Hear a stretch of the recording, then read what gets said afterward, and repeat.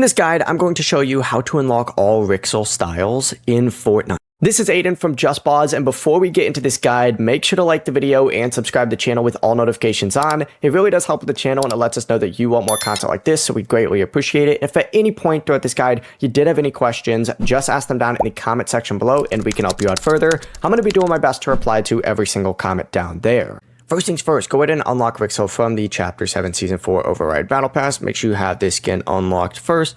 And of course, once you have the overall skin, you really just need to keep earning XP and progressing through the Battle Pass until Wrixel's additional styles do become available. Now, some of these also are going to require completing specific quests after you, claim the required earlier rewards.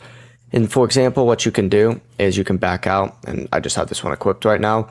You can go to quest up at the very top, and you're going to see on here that there's going to be build a Wrixel quest where you have to go through and essentially just loot specific parts of the map and do other stuff. But if you're looking for anything in specific, this is really all you need to go ahead and do. And as you can see, I'm actually already going through and doing some of these.